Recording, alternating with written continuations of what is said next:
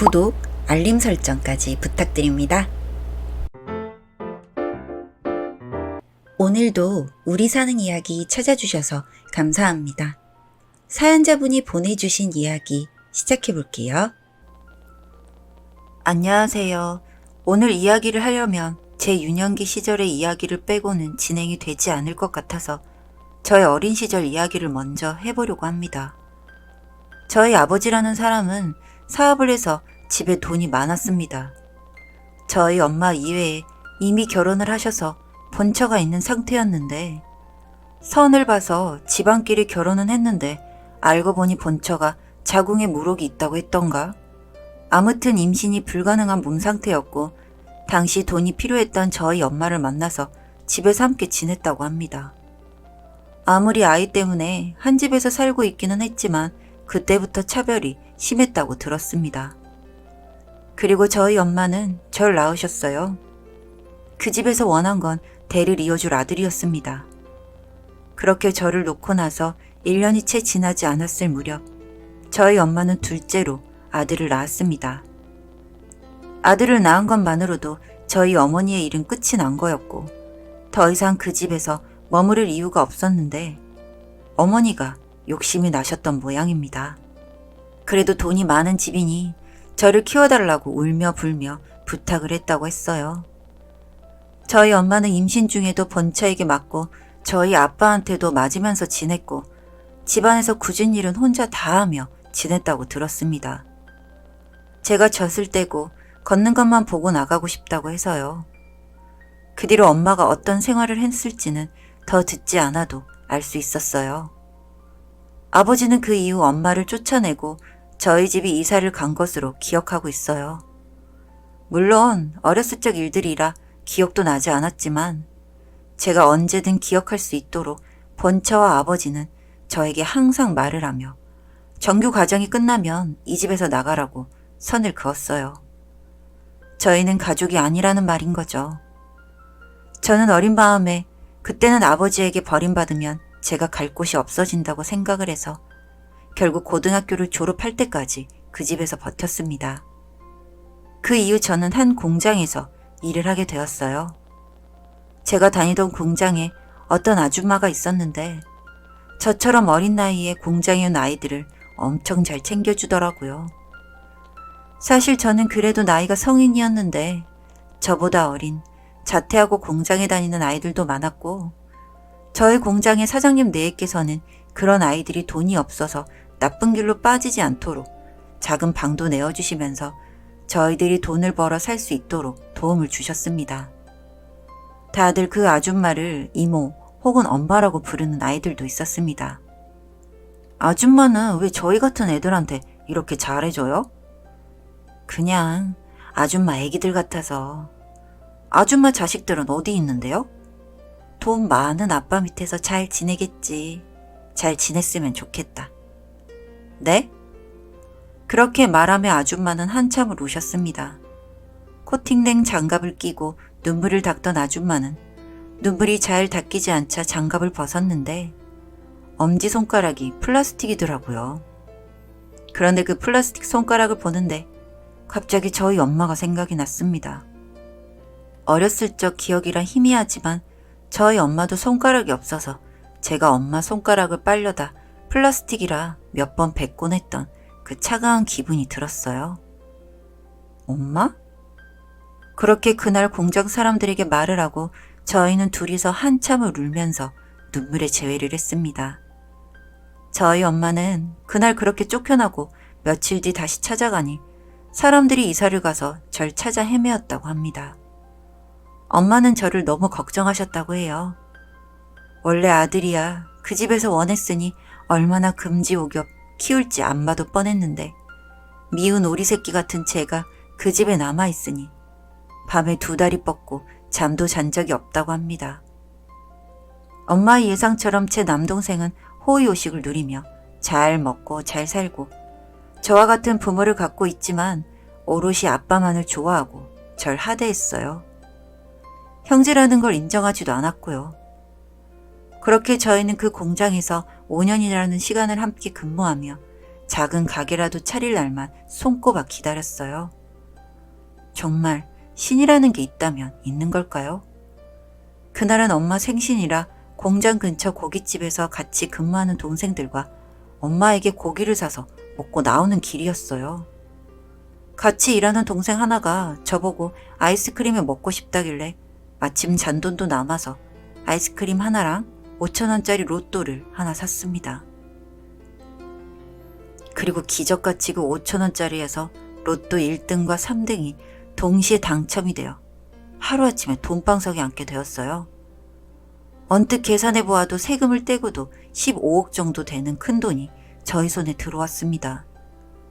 욕심을 내지 말자는 어머님의 뜻에 따라 3등 로또는 감사했던 공장 사장님 부부에게 드리고 왔습니다. 이런 이야기 소문나서 좋을 게 없으니 로또 당첨에 대한 이야기는 아무에게도 하지 않았고 저는 서울에 10억짜리 건물을 하나 사고 작은 집과 저희가 함께 운영할 가게를 차렸어요. 어차피 주된 수입은 건물에서 세를 받아서 생활할 생각이었기 때문에 사랑방 같은 한옥 카페를 시작했습니다.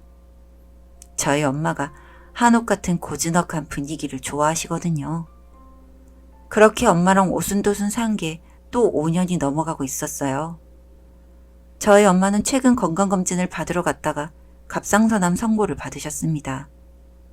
그래도 암 중에서 완치 확률이 높은 암이라 한편으로는 안심을 하면서도 젊은 날 너무 고생을 많이 하셔서 엄마의 건강이 안 좋아진 것 같아서 엄마에게 일을 그만두게 하고 집에서 가사 일을 도와줄 입주 도우미를 찾아보게 되었습니다. 박원희. 참 낯익은 이름이었습니다. 나이대도 비슷한 것 같고 자기소개서를 읽어봤습니다. 신랑의 사업 실패로 아들과 함께 지내고 있으며 경력은 없지만 열심히 할 수 있다. 이 일이라도 해야 할 만큼 정말 간절하다. 뭐 그런 내용이었습니다. 수많은 이력서 중에 그 이력서가 한눈에 들어온 이유는 딱 그 이름 하나였어요. 그리고 저 사람을 채용했는데 역시나 저희 아버지의 본처였습니다. 저를 호적에 넣어달라는 엄마의 요청에 발로 걷어차고 침을 뱉던 그 아줌마요. 여긴 어쩐 일이세요? 아, 일하러 오신 건가? 네가 여기 저희 집이에요. 저희 엄마 간병도 하면서 해야 하시는데 괜찮으시겠어요? 그보다 어째 입장이 좀 바뀐 것 같네요. 그이가 우리 친정의 돈까지 다 갖고 사업을 했는데 그게 망했어. 아, 네. 술 먹고 자살한다고 소동 부리다가 혀를 반이나 잘려서 지금은 말도 잘 못해. 우리 좀 불쌍하게 생각하고 일 좀 줘. 그 잘난 체 동생은요? 걔는 돈 안 벌어요? 교도소에 있어. 네?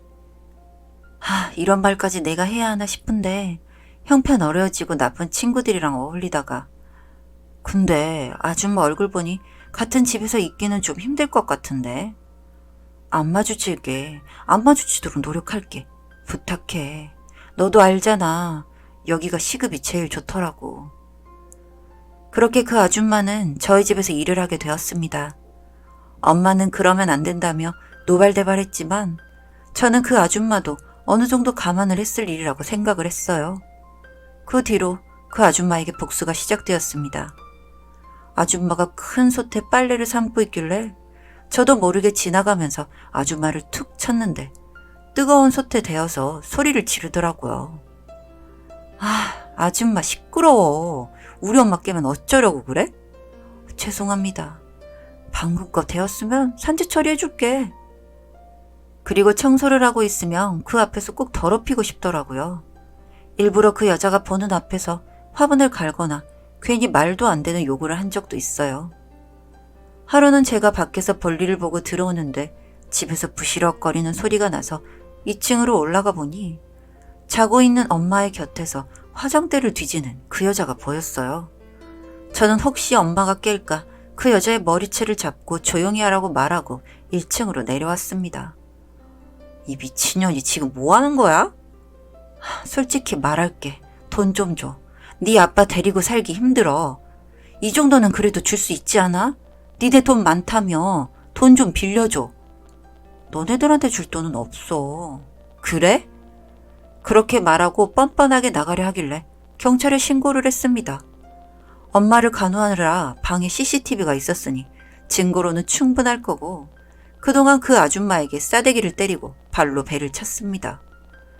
역시 주머니에서는 엄마의 금 액세서리들과 아버지라는 사람이 줬다는 금반지가 나왔습니다.